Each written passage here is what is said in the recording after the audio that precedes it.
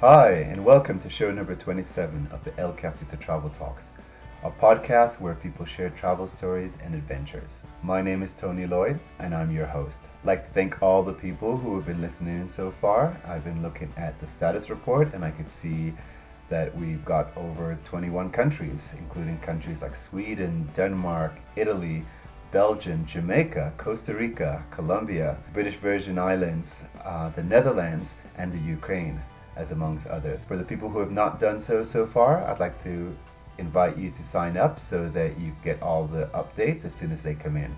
And please, if you're interested in supporting this podcast and supporting this project, basically, to look at our podcast notes to see how you could do so. Take a look at the Facebook page for the written stories, and if you're someone who likes to write, or if you'd like to submit an idea for a future podcast story, please send me an email at elcafecitotraveltalks@gmail.com. Comments or suggestions that you have on the show is a continuous project, continuous growing project, so any comments at all, any suggestions at all that you might have is gratefully appreciated, and you can send an email also to elcafecitotraveltalks@gmail.com. For today's show, I'm actually going to be interviewing a co-podcaster from the Backpacker Digital. So Hayden, who is I guess we could call him my co-podcaster, tells his story about how he started his podcast and where he is now and what the future has in store for him. Warning ahead of time, we do start to ramble quite a bit. So get yourself a cup of tea or a coffee and enjoy today's show. I am Hayden Lee. I am originally from Shropshire in England, which is a small-ish rural county. Average age of about 197, more sheep than people, that type of thing. Borders Wales. So Hayden, what are you doing at the current moment? Well, right now I am living in between Copacabana and Ipanema in Rio, which is in Brazil. And I'm living here with my missus and new child, who is, that's a strange way to say that, new child who is 2 months old as of tomorrow, actually, which is fun. And that's basically what I'm doing right now, because that is, as a lot of people know, pretty much a full-time job.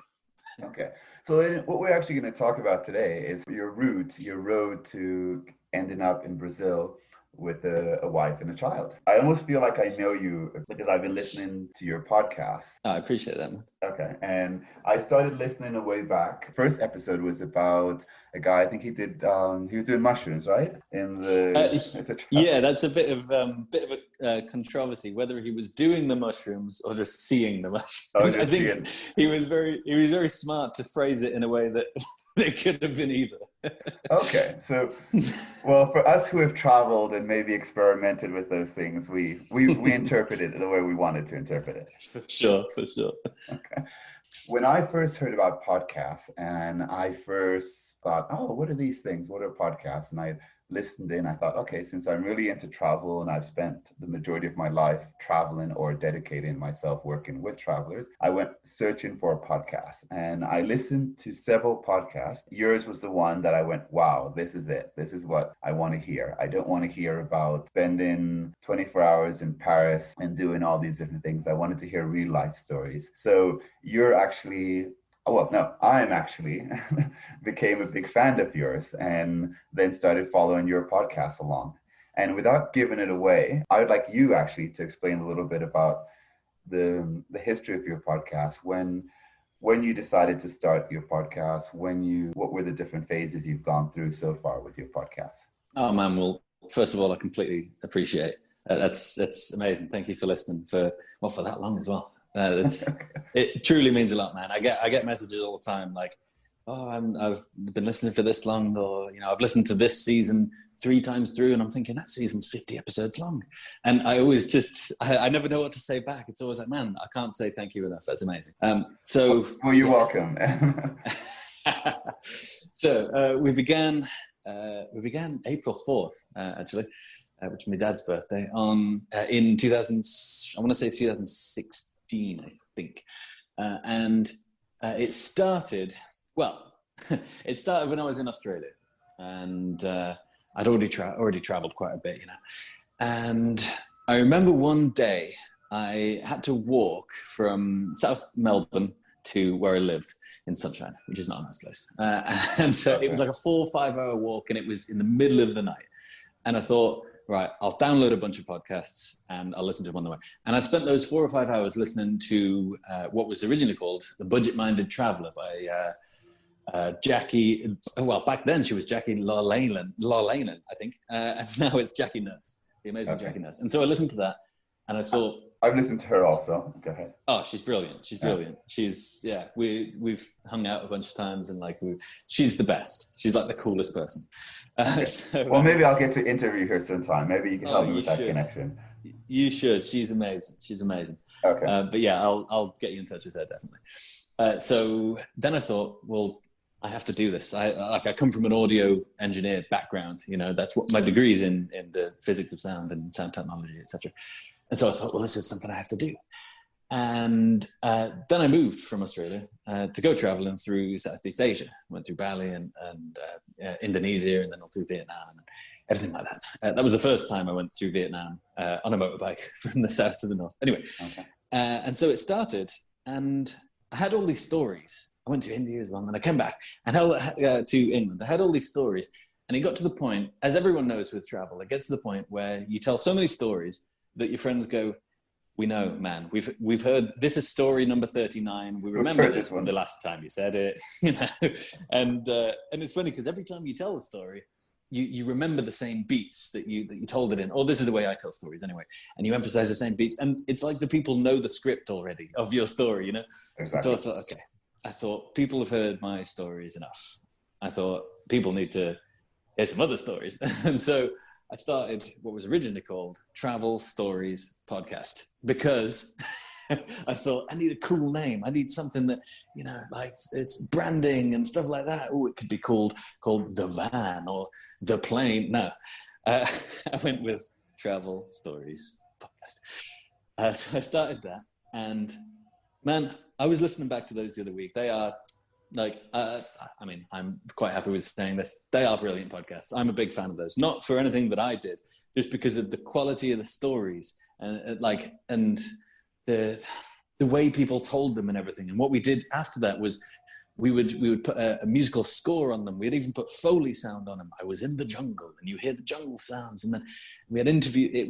It was a lot of fun. It really was. And we had a load of great people come on. Even one of my heroes, Rolf Potts. And that was really, really fun. And after that, what happened after that? Yeah, so that was 5 seasons. And then the 6th season was when, what happened while I was building that podcast was I was also building up a bunch of, I was working a lot. I was working about 14 hours a day, painting and decorating, right? That's my family's trade. Okay. Because I'm from working class England, every family has a trade. So and of course, some electricians. Through your podcast, I know that your brother is the jack of all trade. Exactly. It's really strange, yeah. How you follow someone and you're like, oh, I can see your brother with the van driving down the road right now. I bet you that is what he's doing right now. He's always in the van. But yeah, so I did 14-hour days on the brush, and about 6 days a week, sometimes 7. It is a lot of work, but you'd think I would have saved more money than I did. I saved enough money to buy one of the loves of my life, which is Gloria, my motorcycle. She's a Harley Davidson Sportster. She's at the moment in England, very sad and lonely. And then season 6 brought me and Gloria, the bike, through every country in mainland Europe. We became the first team, because I couldn't have done it without her. We became the first team to go through all countries of mainland Europe in the one trip on a motorbike. And that's what we did through season 6. That was fun. Okay, and that's when I met your mother, who came and joined you along the way. That's so true. Yeah, man, a lot of stuff happened in the podcast. Yeah, that's right. She came out in Italy. In fact, that was her 60th birthday. She said, what do people normally do for 60th birthdays? I don't know, go out, hang out with their friends, do some sewing. And she goes, no, I want to go to Rome, and I want to go on the back of a Harley Davidson and go down to the Herculaneum in Pompeii. Okay, we can make this happen.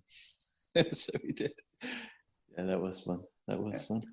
Okay. Yeah. After being on the road in Europe that took a year, that did. So after being on the road for a year, going through Europe, sleeping in tents and Airbnbs and everywhere, hostels, a lot of hostels. Then I thought, okay, I would like somewhere to be for a bit, you know, because when you go from place to place, as all travelers know, you go place to place to place to place, you go, okay, I kind of want a bit of a, not a home, but like a bit of a base, maybe, even just for a little bit, because I think we always crave what we always crave what we don't have kind of. And so that's what I wanted. I wanted to stay somewhere for a bit. And I thought, well, where should I do that? And then I thought, hold on, maybe it's time for me to start manifesting some things in my life, you know, because I believe that that's how you make stuff happen. Okay. And so I thought, okay, what do I want? What would be ideal? But what would be ideal is a missus, a child, and I want that to be in Brazil. It's a language that I already spoke. And I thought Brazil is the place. And of course, Brazilian women. I mean, come on. Okay. And so, so you were in Brazil before going to Australia. Is that correct? No, I went to, see, this is where it gets complicated. I went to Brazil I went to Australia with a Brazilian girlfriend back then who I met in England when I was touring around in a band. Oh, okay. And then at some point in 2016, I went back to Brazil, and then yeah. And so I should probably say to people right now that if they haven't heard your show, part of what you're famous for is you're rambling around. So, and I could see one of the things I really liked about you is that I could see that if we ended up in the same hostel at the same point, the two of us would be rambling on and on. So people might be getting confused right now when they listen to us, but that's okay. They can figure it all out. So you were in a band, you met this Brazilian girl, and you went off to Australia with her. Yes. Okay. So that is actually probably the start of my travel, of my main kind of full-time travel life was, I suppose we should have started there really, which is, we were living in Nottingham, and I was working in a bunch of places, but then at this point, I was working in a coffee shop. I thought, this is not my life. This is not, and actually I have quite a big theory about all of that, but yeah, this is not the life that I should be living. And so I said to my then girlfriend, I said, let's move somewhere. She goes, oh, you mean like the next town over or something? I said, nah, let's go like as far away as we can. Let's go to Australia. She goes, okay. And then I think 2 weeks later, maybe, we were on a plane. We basically gave everything away, packed up a very limited amount of stuff, got the visa sorted. Only took about 5 days, I think. And we were on a plane out there, and that was it. We had enough money for a car. Almost lived in the car, but I managed to get us into a place. But that's another story. There's so many stories, man. Okay. Well, that's what traveling's all about, creating all these different stories. So, okay, so you were at university and you studied sound technician. So the coffee shop was before or after that? That was way after. There's actually a lot of stuff between that. Okay. If I could just briefly, I was in university. I was in a bunch of bands since I was about 11 years old. But then in university, I was doing that. After university ended, and actually at the end of it, I made a 1980s glam metal band. Kind of think Motley Crue, think Poison, think dressing like women, but with leather, long hair, makeup, that type of thing, right? Okay. And that's when I moved to the East Midlands, and then we lived in a van for a bit. It's the first time I've lived in a van, and then that's where I met the Brazilian girl, and then we would move to Australia.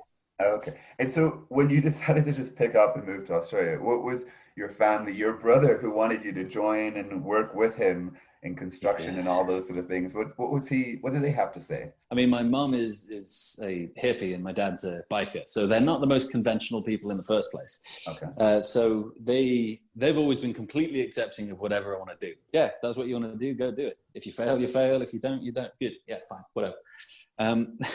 So they weren't really that bothered, but it was a bit weird because I have this theory, which I alluded to before, which is I feel like we have, I don't know what the word for it would be, but like a default destiny, right? That's what I've been thinking of it as, right?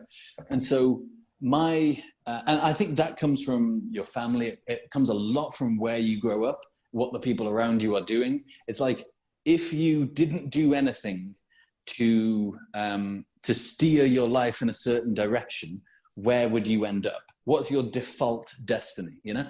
And I know mine. I know what mine is. And I know it because I do. Yeah, I know it because it's what my brother's doing. Because, and this is not a bad thing, because some people don't want to, but he hasn't kind of steered his life in a different direction. You know, he's relatively happy with the destiny that he's been given, you know, which is, again, not a bad thing. And so my default destiny is working in painting and decorating. It is living in the town that I grew up in. That's a lot of default destinies are that. And I should have a 2 to 3 bedroom house. You know, I should have 2 dogs. It's that type of thing. I can perfectly paint it. There's certain things that are different with each kind of, with where people are from as well. You know, the default destiny of someone that grows up in Los Angeles with actor parents is completely different to someone that grows up in Brazil, in a favela just down the road. They're completely different. But the weird thing is, it is more, I don't know how we got onto this. It's more difficult for people in certain circumstances to veer away from their default destiny. But I think it's more difficult in one sense, but it's also, I think it's as difficult for everyone to veer away from their default destiny. I keep on saying that like it's a term. It's an incredibly difficult thing to do. You know, it's because that's your grooves, that's your track. To get off that track is very, very difficult, and it actually takes some trying. You know? No, I totally understand. I guess I'm off of mine also. Exactly. So where would your default destiny be if you did nothing to steer your life in a certain direction? Where would you have ended up or be right now? I'd probably be in a bank in New York City. Oh, really? That's where I started my career. I was a banker in New York City, and I probably would have been in a bank somewhere. But that's over and done with. But this is about you, not about me. Man, the crazy thing about that is, like, if you talk to a bunch of people, you'd find probably quite a lot of them, the one that the destiny they're trying to steer towards is being a banker in New York City. I know so many people who that's their dream, you know? Oh, I know. That's the weird part about it, is that sometimes when I think about it, I think I'm at the flip side of I'm going the other way of the current. I'm always going the other way of the current. Exactly, man. Yes. And that's the thing, like the current is, especially in your case, the current is towards that destiny that would be so easy for you to fall into, you know? And yeah, I don't know, man. I love thinking about stuff like that, you know? Okay. Well, was there ever a time where you thought, okay, maybe I should just go to my default zone? Maybe I should just go and get the 3-bedroom house, the 2.5 kids, the dog with the white picket fence, and get myself a van like my brother. And it was I know the van I would have had, man. I know the van I would have had. That's how much I know what it would have been, you know? So was there the exact wage. You thought, okay, that's what I should be doing?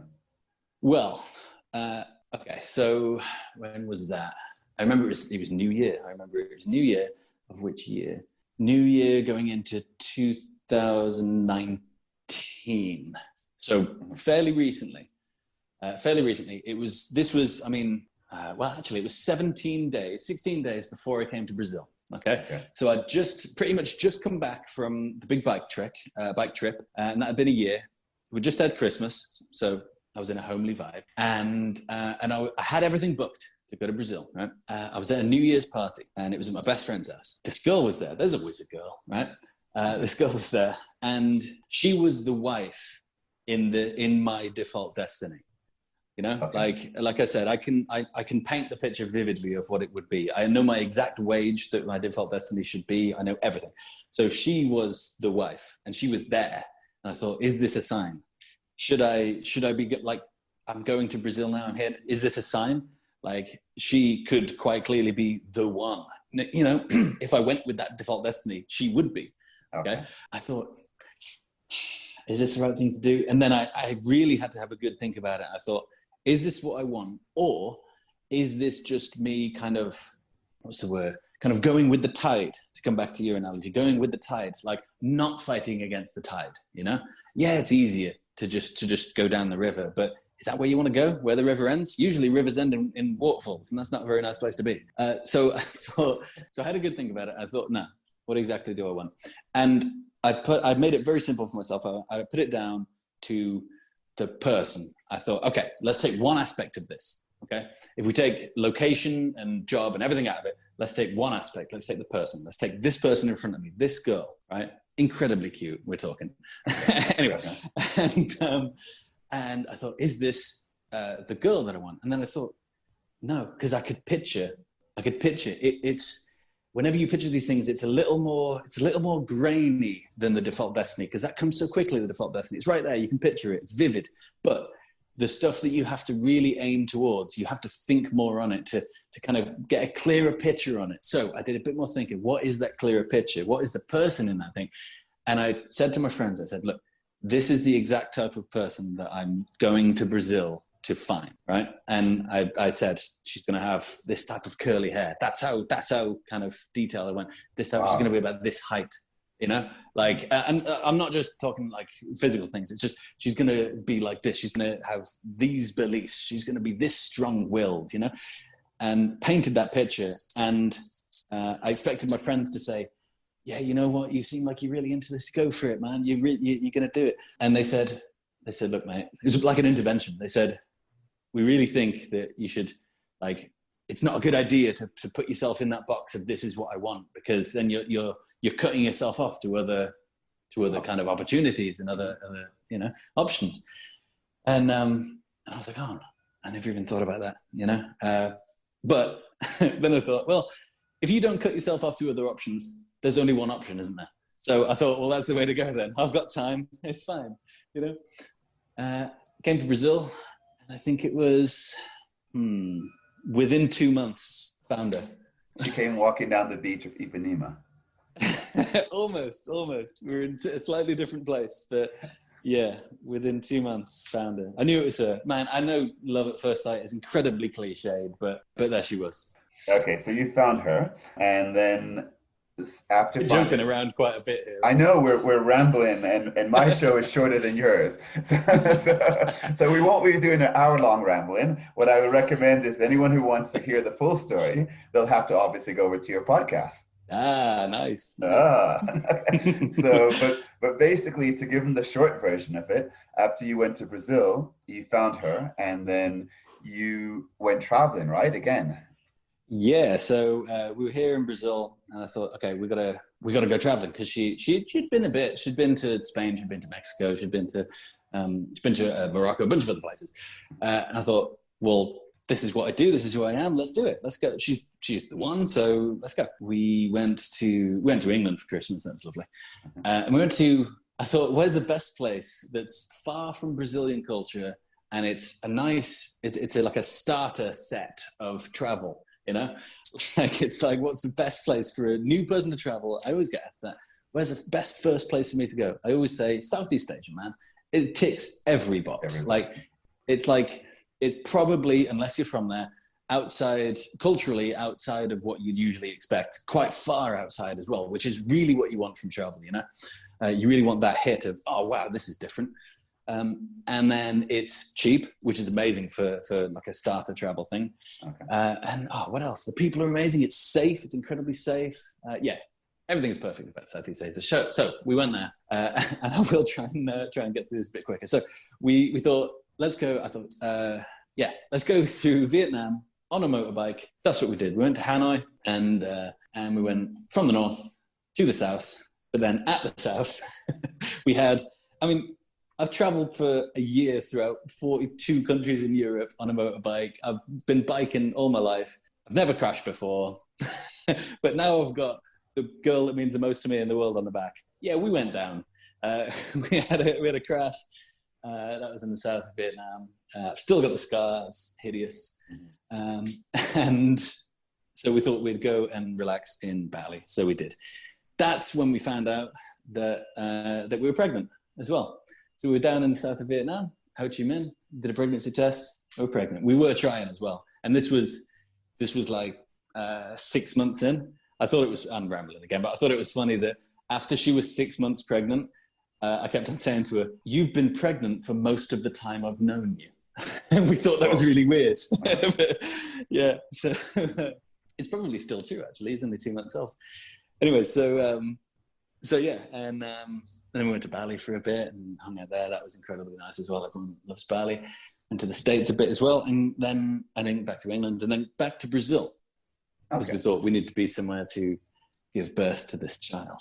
Okay. And again, if people want to hear about the birth, you did it on your podcast the other day. I actually listened to that. So I won't give it away. They'll have to, because you give a very long description of that birth. I was like, wow, when is the baby coming out?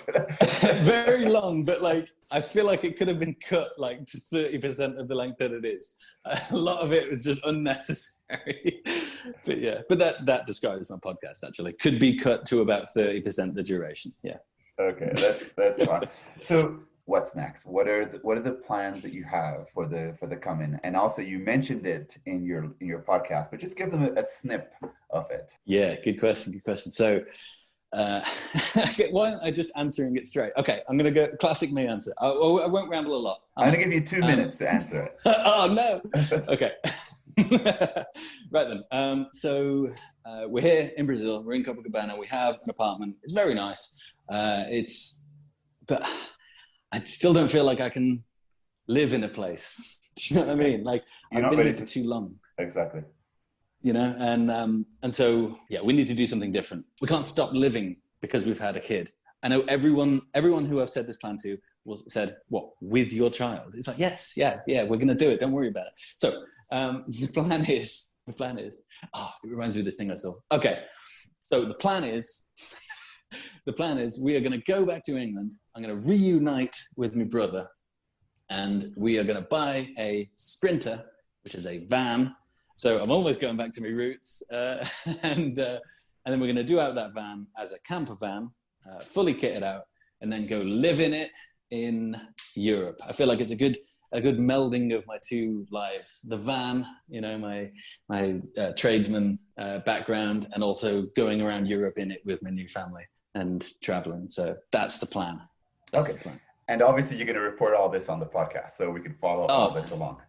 It's going to be great. Absolutely. Yeah. The last thing I always ask people, like a summary of something that you've learned that you'd like to share with others throughout all these experiences. Ooh, man, that's a great question. Something I learned that I would like to share with others. Let me think. There's so much. Number one, it's okay to ramble. Don't worry about it. You don't have to be brief. It's okay. Number two, that's just in life. Number two is, I think it's important to look at whatever you want to call it, what your default destiny is. If you're not happy with it, you know, if you look at the people around you where you grew up, their present is likely to be your future unless you intervene. Okay. So a lot of people feel powerless for whatever reason. They give themselves reasons to be powerless. I wasn't born with money. Okay, fine. Yeah, me neither. I was born in the wrong place. Okay, there are plenty of people born in the wrong places that move to different places. That's what travel is. Okay, there's plenty of reasons to discount yourself in your fight to change your default destiny, should that be what you choose to do. But you can overcome all of them. I know everyone always says it. You can do. It's a very American thing to say. It's not very English in the slightest. But everyone always says you can do whatever you want as long as you put your mind to it, etc., etc., etc. The funny thing is, all of that is actually true, regardless of how cliche it is. You can totally do it. Whatever you want to do now, put a plan in place and do it. That's it. It really is that easy. Honestly, it is. That's it. Everything else is just excuses. That's what I think. Okay. Yeah, it sounds incredibly cliche when it's just one sentence, but it's so true though. Okay, well, thank you for that. Yeah, since my program is a lot shorter than your program, I'm going to say thank you for now. And definitely, I'll continue listening, and I would definitely want to have you on again at some other point. Maybe when you're in the van, we'll have an interview again. Oh, man. Yeah, absolutely. Super fun. This is super fun. I enjoyed this a lot. Okay. So thank you once again. No worries. Thank you for listening in. Hope you enjoyed the show. If you'd like to hear Hayden and I ramble on some more, you can check out the interview that he did with me on his show. You can find all of Hayden's information on our podcast notes along with the link how to connect to his podcast. For the people who have not done so far, I'd like to encourage you to sign up so you get all our updates as soon as they come in on any of the podcast providers. If you'd like to support this project, please look at our podcast notes to see how you could donate. All contributions will be greatly appreciated, especially at this time. For the written stories, our Facebook page, and if you're someone who likes to write, or if you'd like to submit an idea for a future show, please send me an email to elcafecitotraveltalks@gmail.com. And as I mentioned at the start of the show, if you have any questions or comments or any suggestions on how to improve the show, please send me an email to that same address, which is elcafecitotraveltalks@gmail.com. As always, I look forward to seeing you here in the El Cafecito in Cuenca, Ecuador, or at our sister location in Quito. Bye for now, and please stay safe.